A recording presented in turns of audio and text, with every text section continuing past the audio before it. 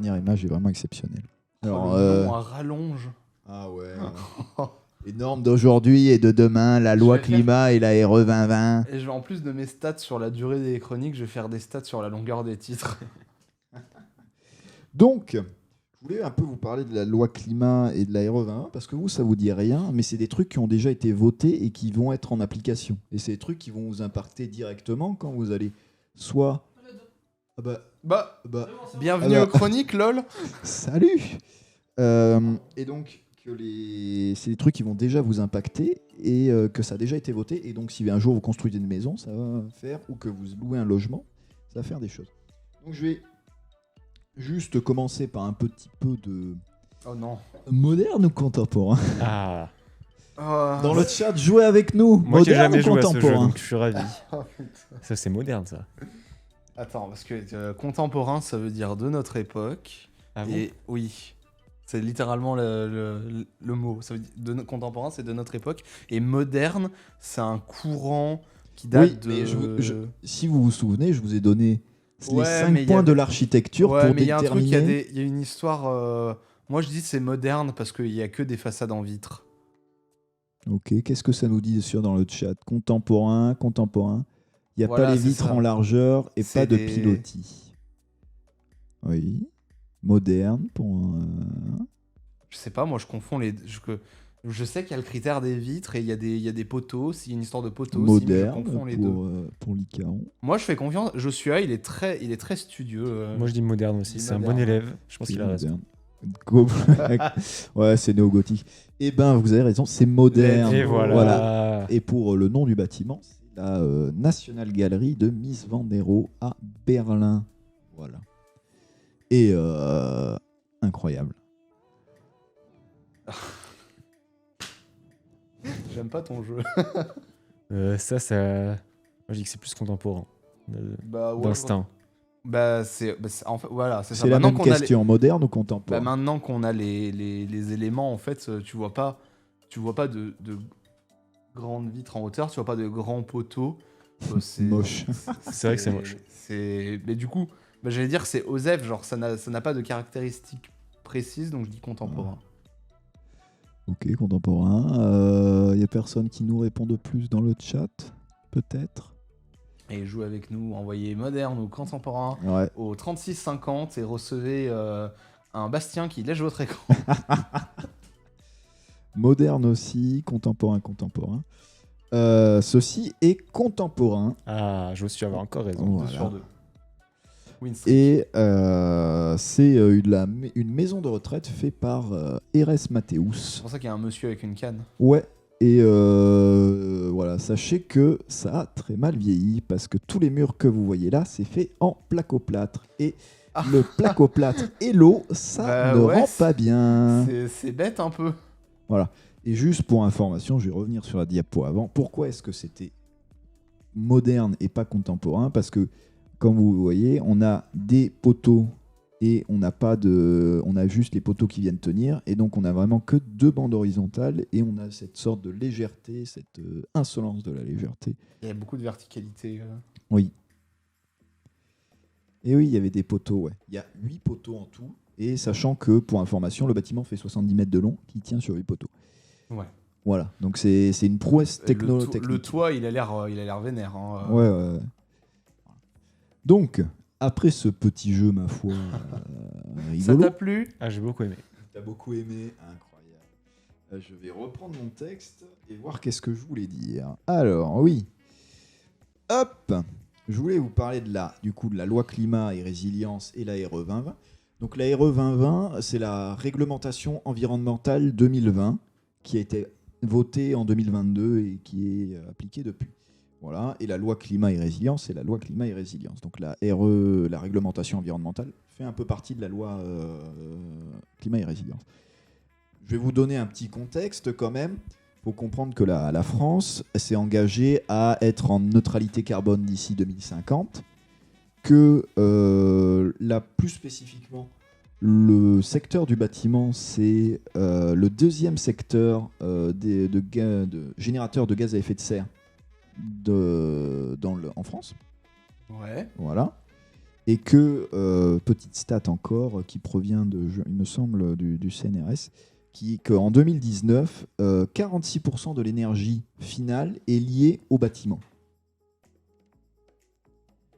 L'énergie finale, c'est quoi? C'est-à-dire l'énergie finalement consommée. Est-ce que vous comprenez? C'est-à-dire l'énergie que, par exemple, le chauffage, Ouais. chauffer ton bâtiment, est compris dans le secteur du bâtiment, parce que, Ok. tu vois, tu as un entretien du bâtiment. Est-ce que vous comprenez ou Ouais, pas? ouais. Ça va plus loin que juste la construction. Ouais, exactement. Je sais pas quelle est ma diapo plus tard. Ah ouais, c'est ça. Ouais, la mort, le Ah, réchauffement ça fait climatique. peur. Oulala. Koji Kondo Voilà. dans le désert. Parce que du coup, il faut bien vous faire comprendre que là, je vais vous introduire. Le bâtiment, ça a une naissance à travers un architecte, des maisons et tout. Ça va avoir une vie, donc un entretien, des gens qui vont y vivre, qui vont changer des choses. On va peut-être changer un bâtiment qui était avant des bureaux va peut-être devenir du logement et inversement, etc. Et ça a une mort, donc soit une rénovation, soit une destruction. Mais il faut bien comprendre que un bâtiment, c'est ça, plusieurs phases, comme ça. Et donc, je vais vous parler en premier lieu de la loi climat. Hop, et résilience. Voilà, c'est la fin de l'abondance.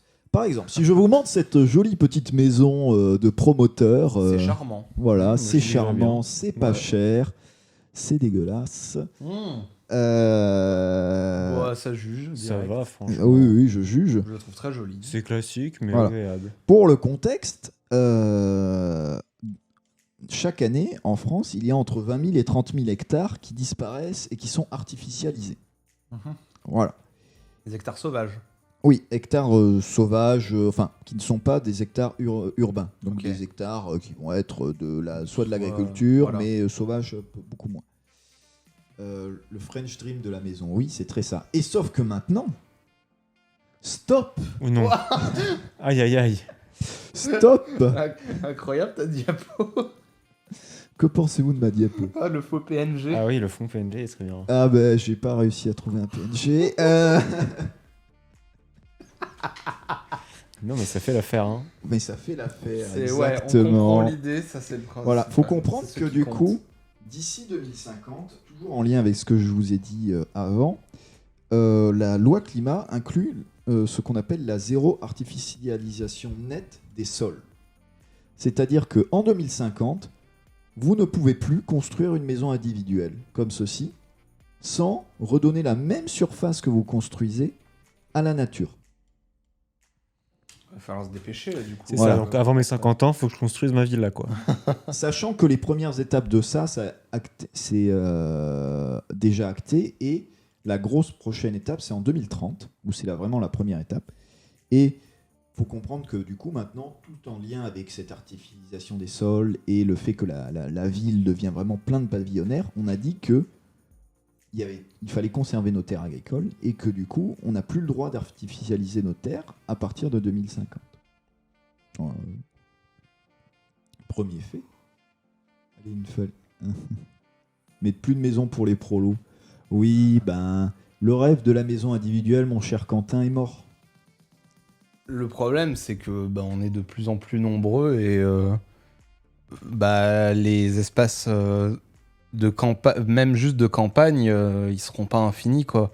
Et moi qui habite quand même vachement plus à la campagne, c'est impressionnant comme tu regardes en 30 ans comme ça se construit de ouf. Il y a des lotissements de partout qui se construisent et ça fait même peur Ouais. en vrai. Mais oui, mais c'est de Car ce constat-là À un que moment, vient il cette loi. faut mettre un stop, c'est obligatoire. Ouais, oui. Et oui, c'est que en France. Hein. La Suisse ne fait pas partie de l'Union européenne, etc. C'est différent. Mais sachant que la Suisse a d'autant plus d'autres règlements qui sont chiants, les Suisses. Hein. C'est- Parce qu'eux, ils protègent leurs montagnes. Oui, voilà, et le paysage, ils vendent beaucoup sur ça, la Suisse. Mais oui, faut comprendre que du coup, j'essaye de vous faire passer ça parce que d'ici 2050, donc c'est demain, 2050 en soi, hein, à l'âge de. Ouais. C'est dans 25 ans, hein, c'est. le chrono de la séquence. Euh, Ouais. Et c'est d'ici demain. Et du coup, vous n'avez plus le droit de faire. Enfin, comment dire, le rêve de la maison individuelle. Maintenant, c'est ce qu'a dit la ministre là, et elle s'est fait engueuler au Sénat il y a moins d'un an, que le rêve de la maison individuelle est mort. On doit passer sur d'autres types de logements qui sont plus efficaces énergiquement et qui consomment moins de terrain parce qu'on doit protéger. Un immeuble, par exemple. Un immeuble. Ouais, pas un immeuble. On peut où loger ce qu'on- autant de personnes sur la même surface. Voilà. Enfin, plus de personnes, pardon. Oui, un immeuble ou ce qu'on va appeler du logement intermédiaire. Donc le logement intermédiaire, c'est de la maison en bande. Vous comprenez Des où- maisons mitoyennes. Ouais, des maisons mitoyennes, donc la maison en bande, ou comme l'immeuble où on vit un peu ici, des immeubles pas trop hauts. Oui, Ouais. Voilà, 3 étages. voilà, et... c'est ça, pas des grands ensembles, Oui, tout pas à des fait. trucs à 15-20 étages, mais du logement intermédiaire. Mais le rêve de ta petite maison avec ton petit parterre et ton petit Bah, jardin, c'est plus viable. En tout fait. cas, ce sera plus du neuf. Oui, ça c'est vrai, c'est plus du neuf. Mais ce sera toujours possible. Voilà, Il y aura si- toujours de la vente. Oui, et si vous avez une rénovation, et ben c'est une rénovation d'une ferme, par exemple, vous avez le droit de la rénover, c'est Oui. pas pareil. Mais faut comprendre que maintenant on peut plus construire comme ça. Et encore, bon, ça va être toutes les lois, on va pouvoir trouver 10 000 astuces pour contourner, mais normalement le lotissement va plus être actuel. Voilà. Oui, pour les riches, oui, mais pour les pauvres, oui. Mais Quentin, ça fonctionne de comme toute ça, le façon, bâti, ça fonctionne comme ça. Donc voilà. Déjà, c'était il y a 50 ans qu'on pouvait se payer une maison. Et donc là, je vais vous parler d'un autre point qui est du coup la réglementation énergétique 2020. Voilà, super diapo encore, Ouah. beaucoup de boulot, n'est-ce pas? Et la réglementation énergétique 2020 qui prend, alors je vais vous citer des trucs, qui prône la sobriété, la diminution des besoins, la décarbonation de l'énergie, l'instauration de seuils, le stockage temporaire du carbone, le confort d'été. Ça a l'air pas mal. C'est être au rendez-vous des défis qu'on se pose. Voilà. Mais elle introduit aussi un truc qui est très intéressant, qui est ceci, ce qui est qu'on appelle le cycle de vie d'un bâtiment. Ce qui fait que maintenant, quand moi, architecte ou futur maître d'œuvre ou futur maître d'ouvrage, quand on va vouloir construire un nouveau bâtiment, il va falloir qu'on prenne en compte les carbones qu'on va émettre sur toute la durée vie du bâtiment. C'est-à-dire qu'on va faire une étude sur 50 ans de quelle est la quantité de carbone qu'a eu, là, comme vous voyez sur les étapes, l'étape de production des ressources, l'étape de fabrication des ressources, l'étape de transport à chaque fois, l'étape du chantier, l'étape d'exploitation, l'étape du fin de vie du bâtiment. Donc, tout en ça, et si vous voulez que votre bâtiment il soit, comment dire, il puisse se construire, il va falloir respecter certains seuils. Sinon, vous avez payé des pénalités. Et au bout d'un moment, ben, vous ne payerez plus de pénalités et vous ne pourrez plus construire. Ah, c'est compliqué. Et ouais. C'est-à-dire que maintenant, ça va promouvoir certains matériaux qui vont comment dire, stocker du carbone ou qui sont moins émetteurs de carbone.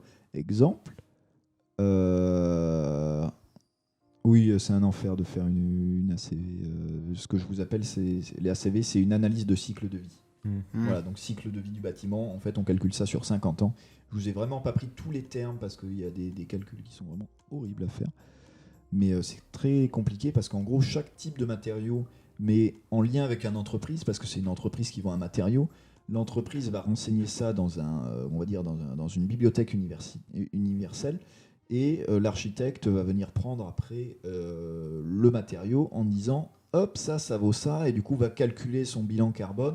Mais sachant que, par exemple, le bois, on considère que le bois est moins polluant que certaines choses parce qu'il va stocker du carbone. C'est-à-dire que quand le bois il grossit, quand une plante grossit, ça prend du CO2. Ouais. Et donc, on considère que comme ça stocke du CO2 sur un long terme, c'est moins émetteur de gaz à effet de serre quand on le coupe et qu'on le fait que autre chose. Donc là, le but de tout ça, c'est de voir un peu à long terme, quoi. Ouais, sur des durées de 50 ans. Pas juste de construire un bâtiment et de se dire, bon, bah, il est construit, là, ça va pas trop coûter à la planète, mais on s'en fout de ce que ça coûtera sur les 50 prochaines années. Là, on veut vraiment... Ouais, c'est-à-dire que maintenant, en fait, au lieu de on construit et puis ben on construit, voilà, En fait, on est obligé de déposer un dossier sur le fait que je sais que mon bâtiment, il sera sur une durée de 50 ans, zéro émission carbone, net. C'est-à-dire que, ok, tu as dépensé en béton et machin, et tu dis, ah ben en fait, je vais compenser, je vais mettre des panneaux solaires. Et les panneaux solaires, tout d'un coup, tu dis, eh ben en fait, je rapporte de l'énergie à la société, et du coup, je compense mon malus carbone que j'ai. Oui, c'est tout de la compensation. Voilà. Et donc, le but, c'est que on ait un, comment dire, que tous nos bâtiments soient maintenant neutres en carbone ou même positifs.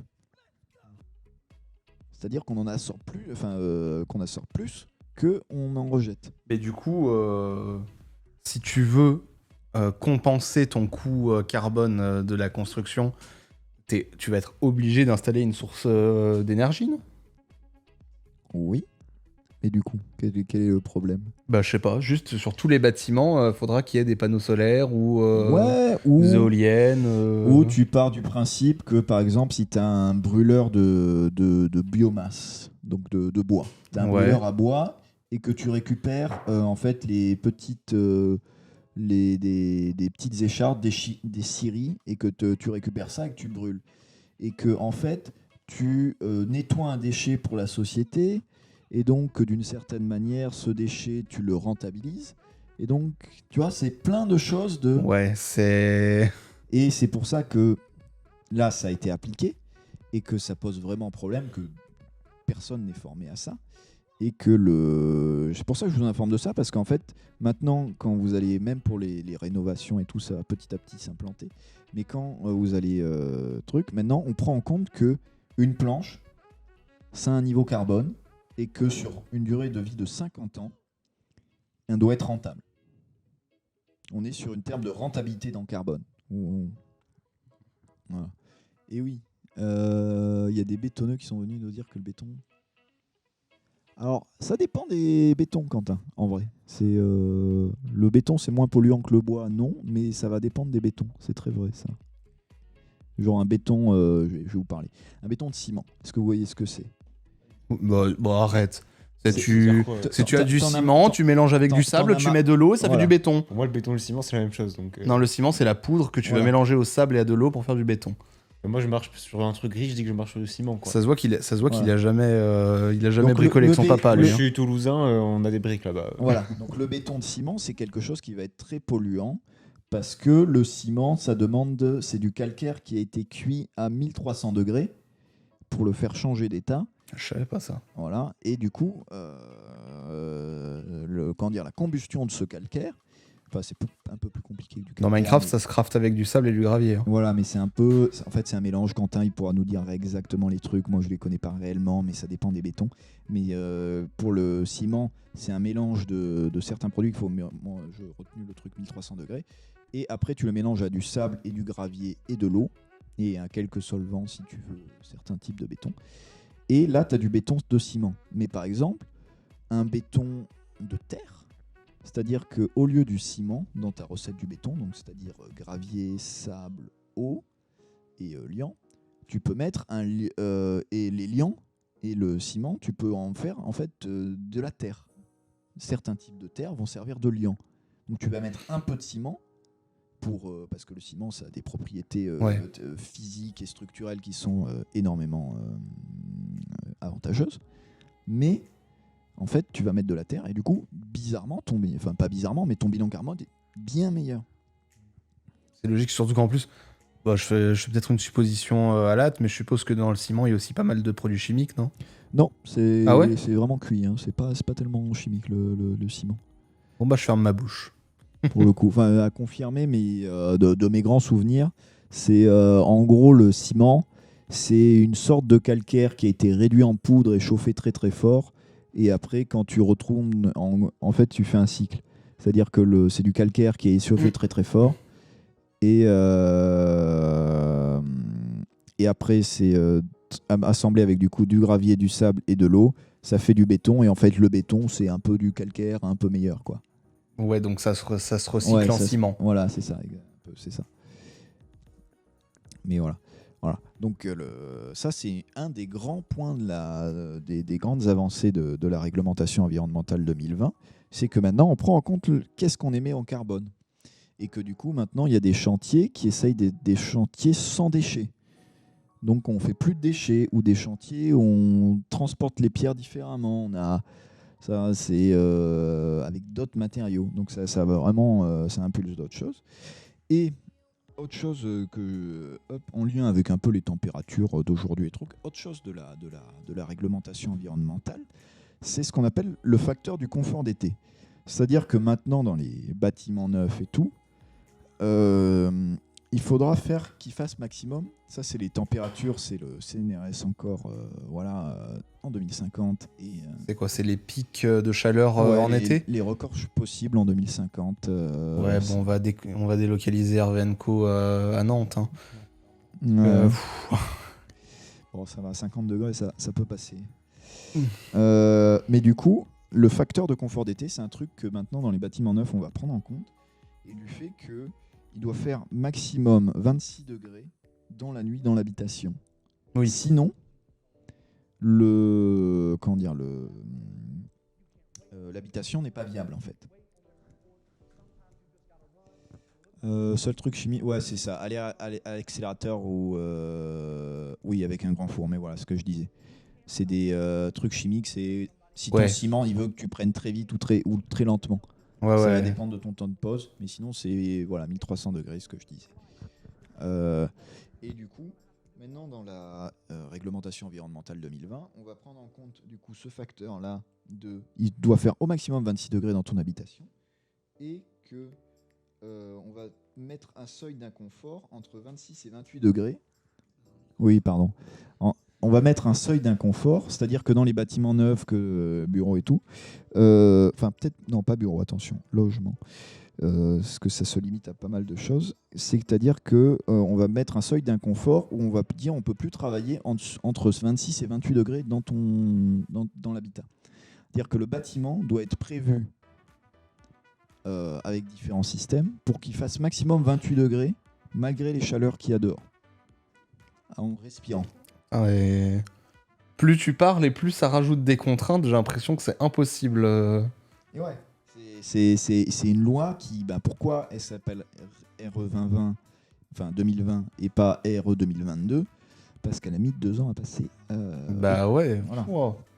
Et encore, là, ce que je vous parle, c'est que pour du bâtiment neuf. Ça ne concerne en rien le bâtiment, la rénovation et tout. Mais c'est une loi qui va arriver. Que toutes ces conditions s'appliqueront aux rénovations. Ouais, petit à petit. Et en fait, faut comprendre que tout ça, c'est en lien avec le fait que le bâtiment du coup émet énormément d'énergie dans tout son cycle de vie, parce que là, du coup, je vous ai parlé des cycles de vie de carbone, mais du coup, maintenant, on prend aussi en compte quand on fait le cycle de vie, c'est-à-dire que le bâtiment qu'on conçoit, on le conçoit plus pour allez hop, on l'a vendu, on s'en fout. En fait, on a un plan de vie, un plan d'exploitation de sa rentabilité sur 50 ans, minimum. Mais du coup, ce sera juste des calculs faits en amont ou ça va vraiment être surveillé sur les 50 ans après la construction ? C'est des calculs qui sont faits en amont et c'est censé les garantir. Oui, c'est-à-dire un garde-fou, Quentin. On est censé, en fait, quand tu rends ces calculs, tu es censé que quand tu rends ton bâtiment, après inspection, quand tu rends une phase quand tu rends un chantier, tu vas avoir une inspection que tu respectes bien toutes les qualités de tout et machin. Et quand tu rends ton bâtiment, les gens vont mesurer si t'as ton isolation qui est bon en fonction de tes calculs et ta mise en œuvre est bon. Voilà, et après, je sais pas s'il y a des phases de... Normalement, c'est possible qu'il y ait des phases de... Ça peut arriver sur les chantiers, qu'il y ait des inspecteurs des travaux publics qui viennent regarder les bâtiments s'ils sont après. Mais après, c'est plus compliqué avec les commandes publiques et tout. Enfin, ça dépend de qui est la personne qui commande le bâtiment. Je ne vais pas rentrer du tout là-dedans, parce que c'est encore un autre truc. Voilà. Et je tiens aussi à signaler que autre point qu'ils prennent en compte, c'est la rénovation énergétique des bâtiments. vous êtes dans un magnifique appartement qui est, il me semble, de classe D ou E. Pas fou. C'est terrible. Non, c'est de la merde. Parce que les murs que vous avez derrière vous sont des murs de béton de 25 cm. Oui, et puis ça s'entend quand il y a les voisins Voilà. qui font du bruit. Mais énergétiquement, ce bâtiment n'a pas d'isolation et c'est un des énormes problèmes actuels qu'il faut qu'on résout. qui C'est est vrai qu'on se caille un peu en hiver. Hein. Eh oui. Et c'est de mettre une isolation, la rénovation énergétique. C'est-à-dire que je sais plus, j'avoue, j'ai pas le chiffre, mais il y a un chiffre qui est que on perd énormément d'énergie du chauffage et donc d'électricité. Ouais, juste pour compenser les Juste pertes. pour en fait. compenser les pertes énergétiques. Or, si on rénovait tout le parc, c'est pour ça les lois, la isolation à 1 euro et tout, et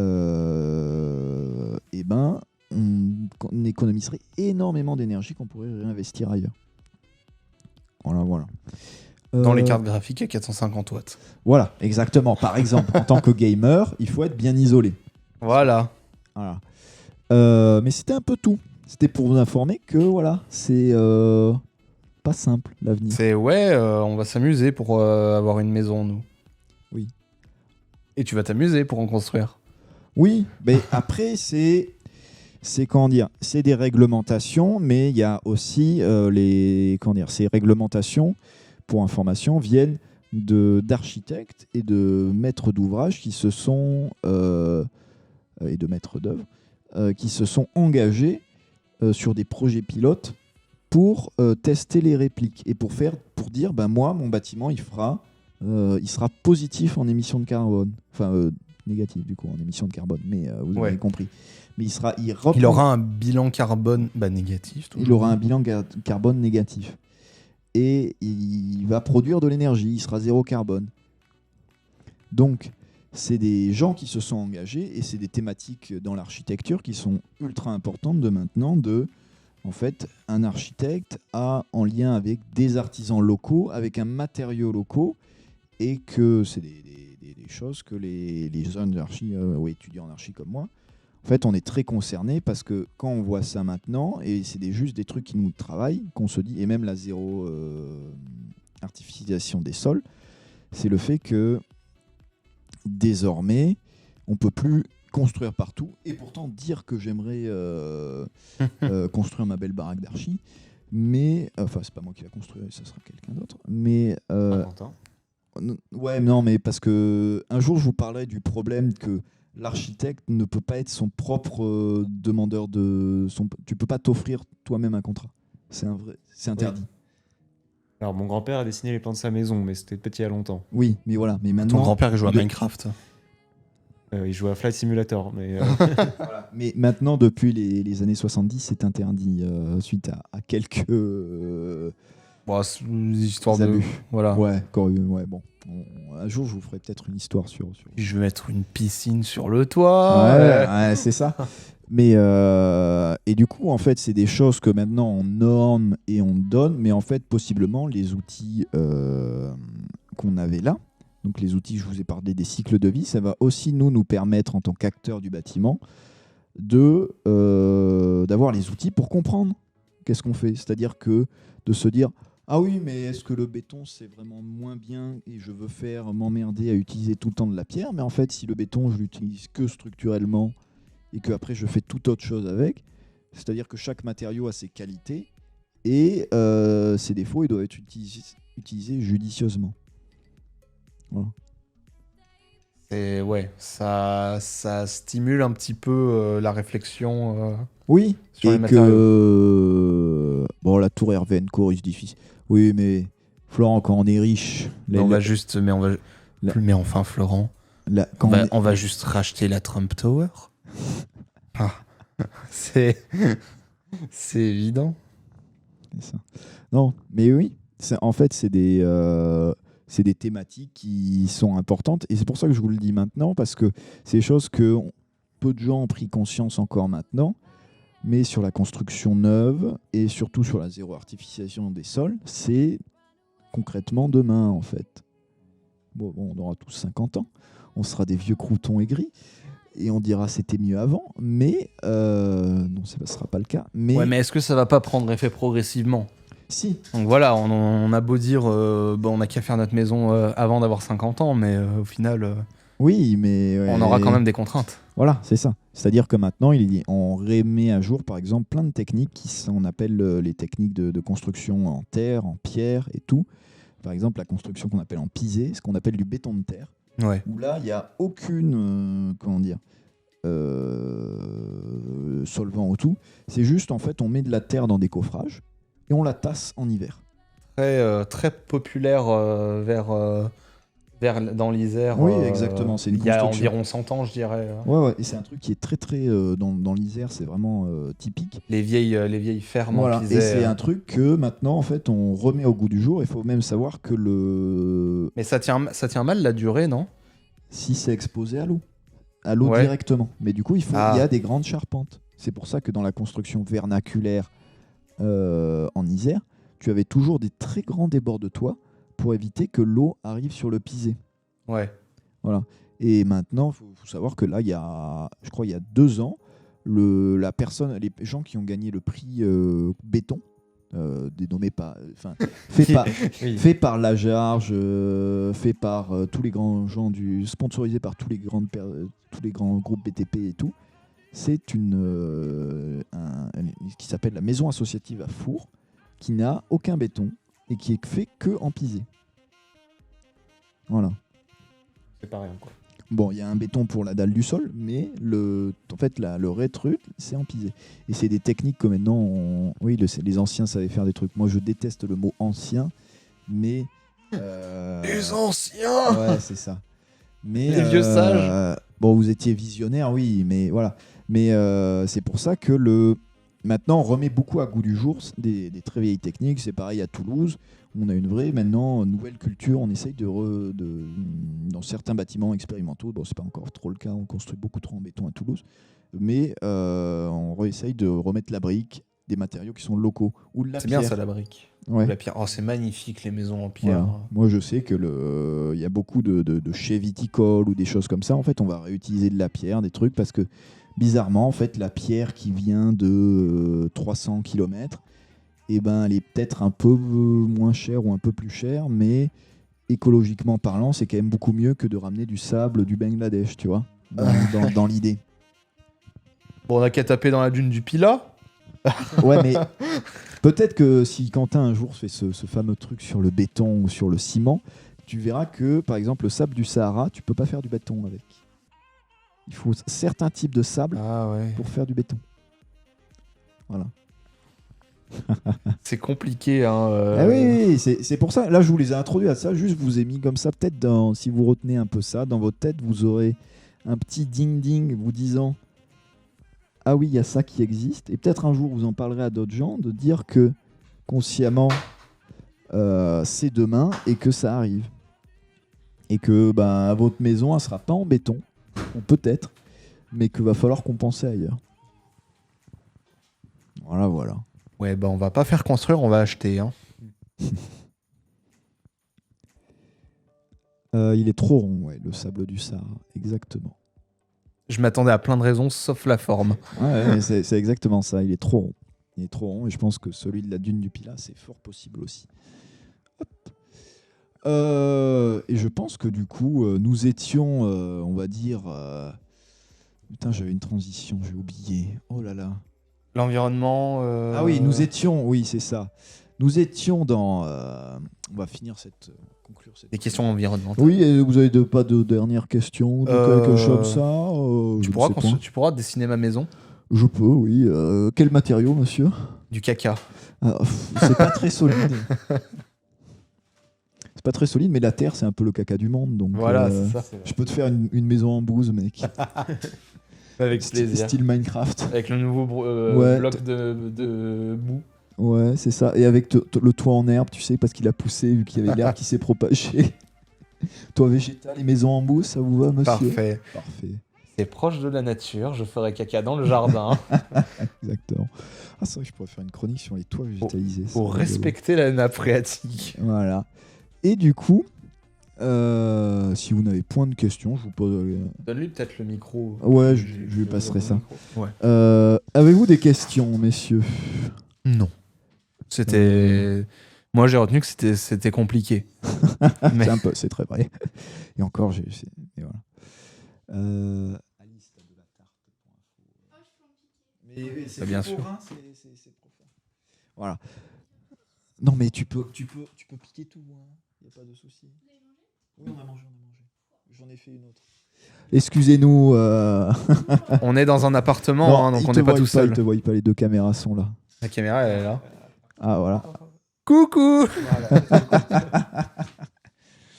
Voilà. Du coup, nous étions dans. Parlions un peu d'environnement, de cycle de vie et tout, mais nous allons complètement changer d'environnement avec celui qu'on pourrait dire qui était en premier lieu, celui des oiseaux, du cri des oiseaux, cette mélodie merveilleuse. Et nous allons parler du coup avec Maël du copyright musical et avec l'exemple de Taylor Swift et Jingle.